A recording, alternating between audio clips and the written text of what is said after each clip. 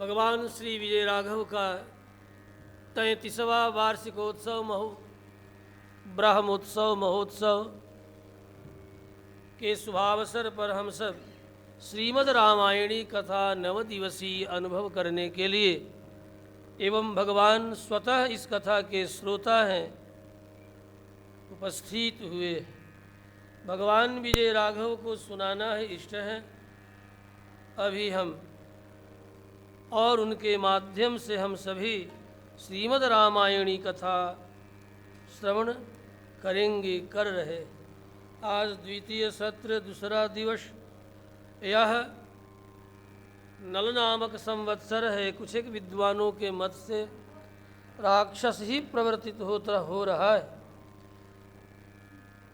60 संवत्सरों में नल संवत्सर है।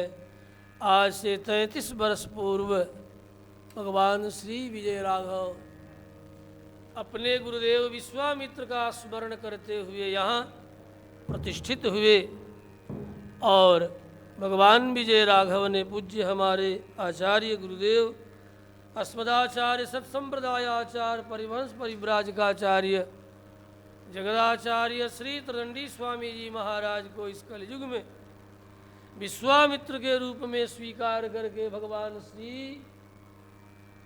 राम राघव सोनभद्र के तट पर प्रतिष्ठित हुए। उन्हीं के गोद में शयन पर्यंत रात्रि शयन करके यहाँ विराजे।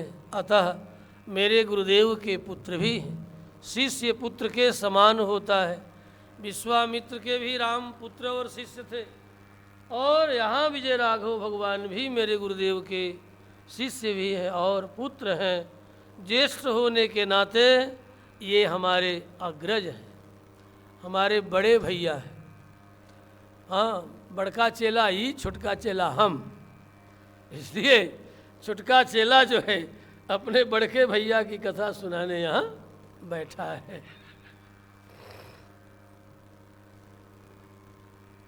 देखो, श्रीमद् रामायणी कथा या भारतीय संस्कृति के वे सारे सदग्रंथ संवाद की शैली में ही प्रवर्तित हुए हैं।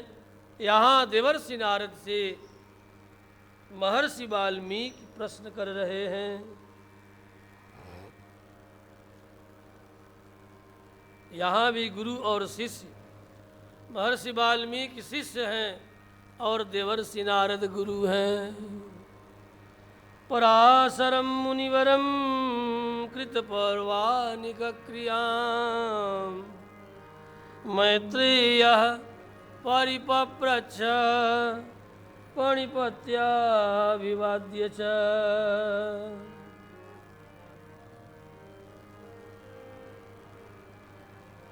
चरणों में प्रणाम करके महर्षि वाल्मीकि ने देवर्षि नारद को पूछा है, आप सब जानने वाले हैं, सब जानते हैं। वाल्मीकि का बड़ा सुंदर भाव है। अध्यात्म रामायण में देवर्षि नारद महर्षि वाल्मीकि के संबंध में अच्छी तरह जानते हैं कि ये कौन है।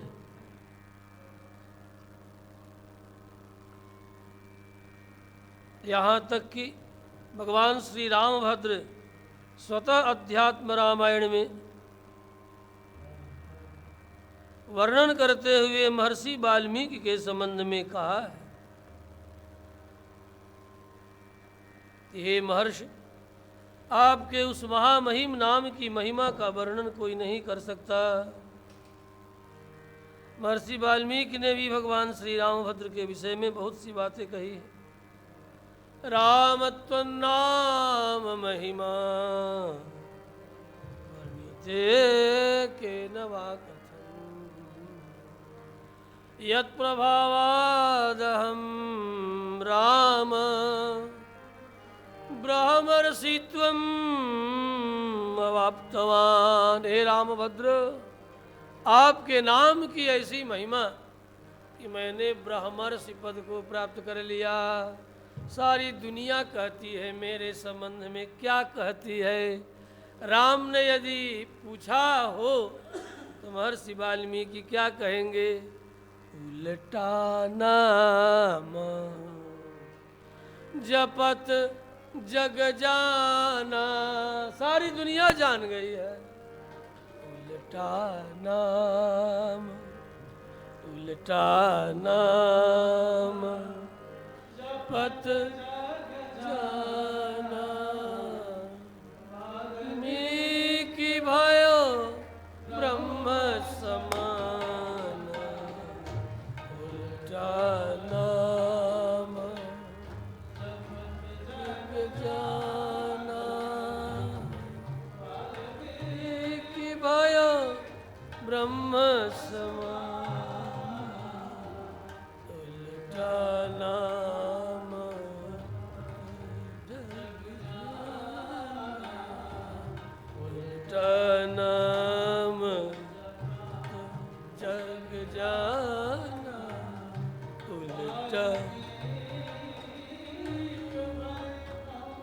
समाना, उल्टा नाम। उल्टा नाम जप करके वाल्मीकि ब्रह्म के समान हो गए।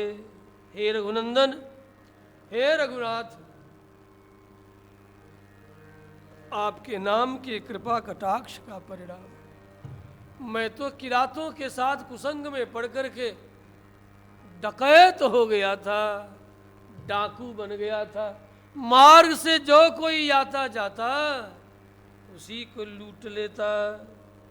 हे रामभद्र, यह केवल और केवल आपके नाम की महिमा है। ब्राह्मण कुल में जन्म लेकर के भी मैं किरातों जैसा आचरण करता था। किरात माने चोर होता है, इसलिए हमारे यहाँ एक चोरों की जाति ही माँ के पेट से उत्पन्न होती है। हमारे यहाँ भी डकैत माँ के पेट से उत्पन्न होता है और चोर भी माँ के पेट ही से उत्पन्न होता है। ये बात सब जानने के लिए कुछ और बुद्धि के बल को बढ़ाना पड़ेगा। ज्ञानी भी माँ के पेट से उत्पन्न होता है। हाँ? बाहर का केवल संग मात्र उसको उजागर करने वाला है, पर्दा हटाने वाला है, काई छाटने वाला है। ज्ञानी भी माँ के पेट से जन्म लेता है और चोर भी माँ के ही पेट से जन्म लेता है। ये पेटई के पेट का ही ये सब दोष गुण है। जायमानम ही पुरुषम, जन्म लेते हुए पुरुष को, जीव को भगवान देखते हैं कि इसे कैसा बनाना है। माँ के पेट में पल रहे बालक को देखते हैं। जायमानम ही पुरुषम यम पश्येन मधुसूदना, सात्विकः राजसः तामसः, क्या होगा ये? सच विज्ञेयः स वै मोक्षार्थ, ये मोक्ष का चिंतन करेगा या सत्ता का चिंतन करेगा, खेती गृहस्थी नौकरी व्यापार का चिंतन करेगा, या सारे दुनिया के चरणों में झुक झुक करके सेवा में ही अपने आप को गौरवान्वित अनुभव करेगा? ये क्या करेगा? मातहि के संग होय, ये जन्म से ही प्राप्त होता है। तो हे राम, कुछ दिनों तक शूद्रों के समान मेरा आचरण हो गया था। जन्म मात्र द्विजत्वम वही शूद्राचार रतः सदा, शूद्रों के तरह सोचनीय, शूद्र माने सोचनीय होता है। शूद्र एक जाति है और शूद्र गुणवाचक भी है। सोचनात् शूद्र, जिसके विषय में सोचा जाए तभी तो हमारे संविधान विदों ने सोच समझ करके ही इन्हें एसटी माने शेड्यूल कास्ट को सोच समझ करके सोचनीय थे। इसलिए इनको आगे बढ़ाने के लिए हमने क्या किया, अपने बाल बच्चों का अधिकार छोड़कर, ब्राह्मण क्षत्रियों ने अपना बाल बच्चों का अधिकार छोड़ दिया कहा चलो हमारे बाल बच्चे तो खेती गृहस्थी और जो अपने ज्ञान विज्ञान से जी लेंगे, लेकिन इनके पास न तो खेती गृहस्थी, न सत्ता है, न ही ज्ञान विज्ञान है। तो थोड़ा इनको हम लोग 10 वर्ष के लिए अवसर दे रहे हैं। 10 ही वर्ष के लिए अवसर दिया था ब्राह्मण क्षत्रियों ने, इट मीन्स जनरलों ने, लेकिन इन लोगों ने अपना जन्म सिद्ध अधिकार समझ लिया, निर्लज्ज नेताओं ने, और ये निर्लज्ज एसटी वाले भी। कहने दो बाबा, सच तो बोलना चाहिए।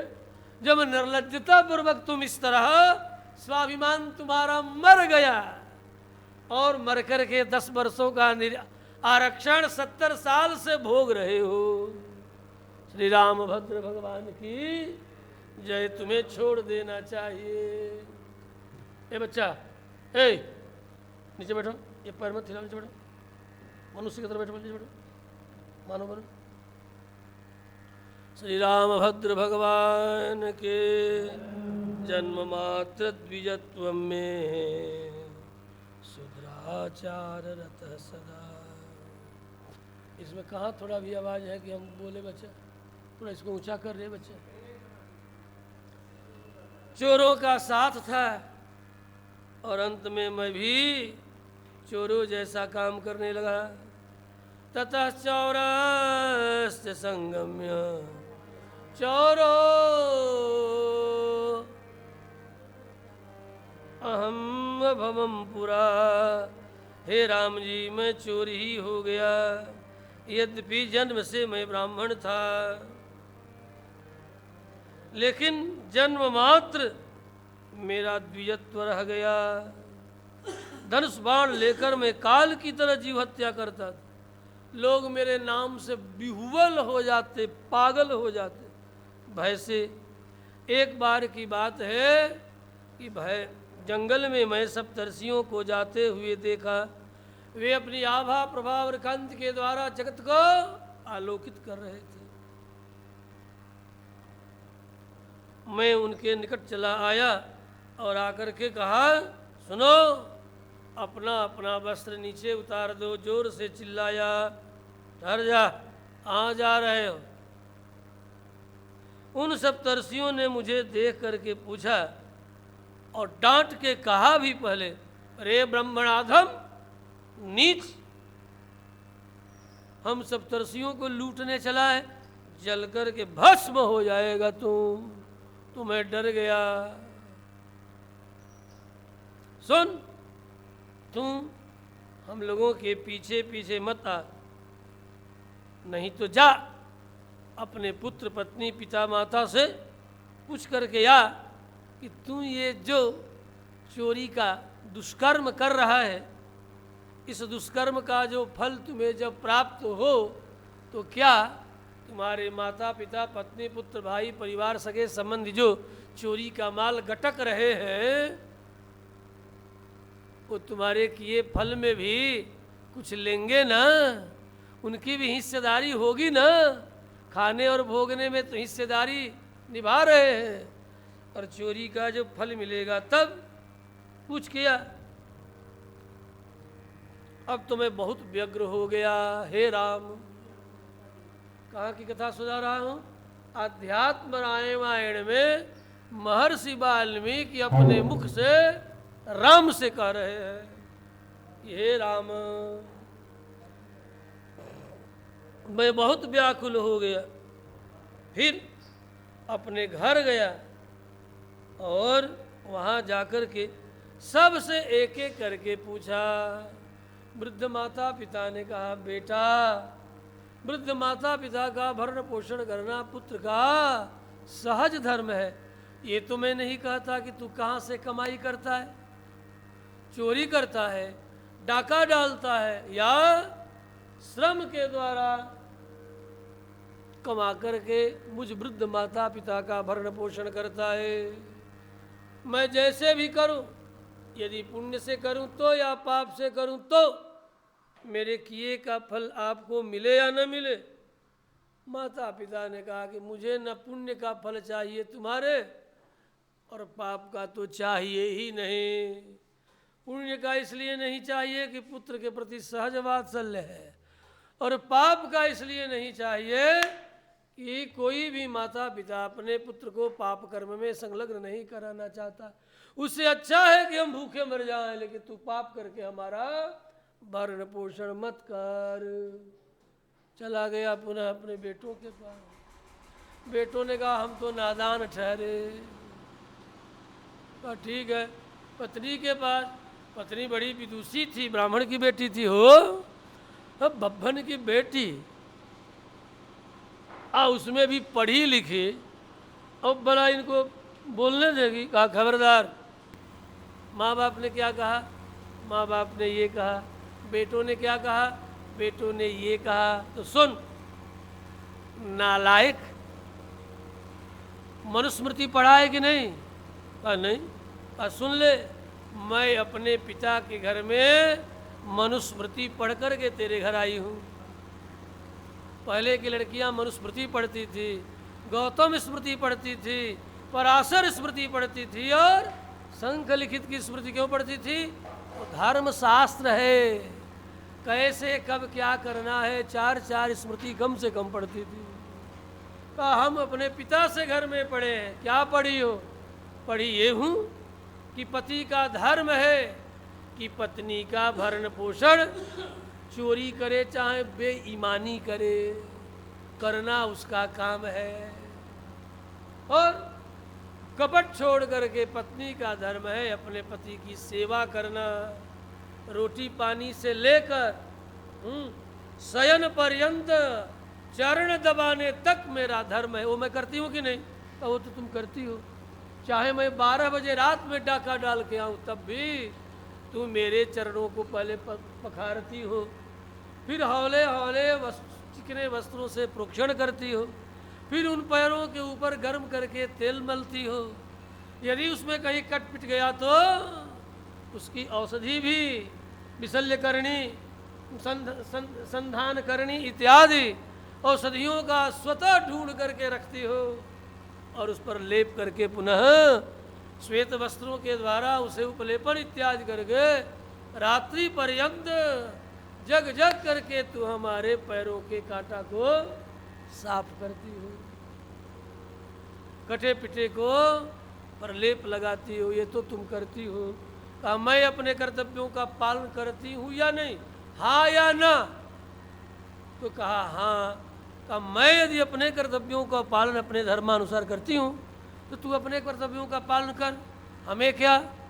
ऐसे डांट के बोला। अरे दादा, उसी समय समझ में आ गया कि ब्राह्मण की बेटी से विवाह, और भी पढ़ी लिखी बेटियों से विवाह करना सहज काम नहीं है। अब विवाह करने के बाद उसके साथ निर्वाह करना, यदि पढ़ी लिखी सचमुच में पढ़ी लिखी है तो पति को सीधा होना ही पड़ेगा, होना ही पड़ेगा। यदि धर्मशास्त्र का बोध रखती है तो उसे सीधा होना ही पड़ेगा। इसलिए धर्मेंद्र पांडे सीधा हो जाओ, नहीं तो मैं सीधा करा दूंगा। हाँ, ऐसा एक मारूंगा तीर इधर से कि सीधे हो जाओगे। श्री कृष्णचंद्र भगवान की, भैया रामभद्र भगवान की। अब क्या था? हे राम, इस प्रकार अपने पत्नी पुत्र सगे से ऐसा सुनकर मेरे मन में बड़ी ग्लानि हुई, और आकर के सब तरसियों का चरण पकड़ लिया कि अब आप ही लोग मेरे उद्धार के कारण बनेंगे। पापम तवैव। क्या कहा पिता ने? कहा सुनिए, पिता ने तो साफ कह दिया, पापम तवैव तत्सर्वम वयम तु फल भागिनः। पाप सब तेरा। पिता पुत्र पत्नी सब ने कहा वयम तु फल भागिनः, हम सब तो केवल तेरे द्वारा भरण पोषण करने की योग्यता रखने वाले, हम तो केवल फल भोगने वाले हैं, तेरे किए कर्मों का नहीं। मेरे मन में वैराग्य हो गया, मुनियों ने करुणापूर्ण दृष्टि से मुझे देखा और देख करके उन महामहिम, क्योंकि साधुओं का हृदय बड़ा कोमल होता है ऐसा शास्त्र भी कहते हैं, और जो सच्चा साधु है वो स्वतः आत्मनिरीक्षण करके अनुभव करता है कि लाख अपराधी हो यदि शरण में आ जाए तो जान रहा है कि ओम नारायण मिश्र मेरे यूट्यूबर कितने कितने अपराध कर रहे हैं, सब जान रहा है, फिर भी ज्ञान नहीं होने देता है। मुझे पता भी है कि तेरा आत्मबल क्षीण न हो। श्री रामभद्र भगवान की ऐसे दयालु महात्मा होते हैं। इसलिए महात्माओं के विषय में कहा संत हृदय नवनीत समाना,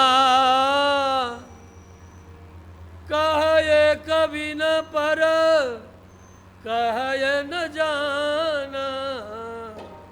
संत हृदय नवनीत समाना, कहे कभी न पर कहे न जाना। संत हृदय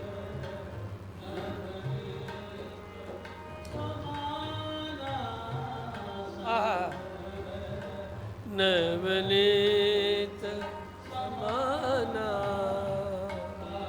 कभी न पर न जान। पर्दा बांधने को कहो। ए बच्चा ओम, ए ओम नारायण, पर्दा बांधो। पीछे सेटिंग नहीं कर पाओगे वो हो जाएगा। पर्दा तो बांधो।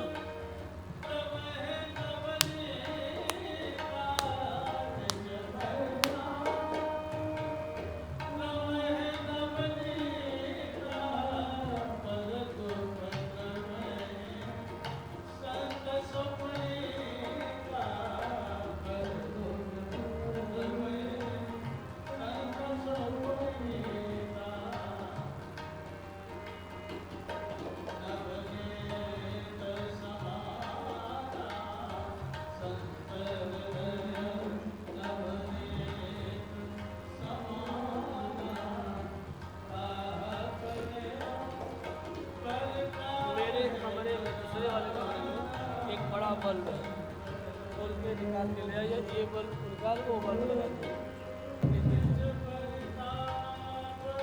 बगल में कुर्सी है लगी है।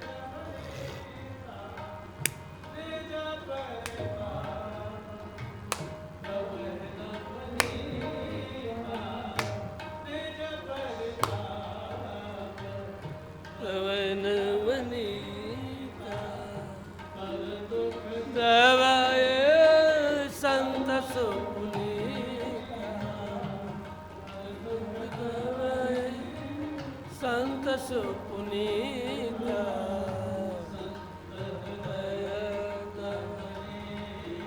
समाना, नवनीत नवनीत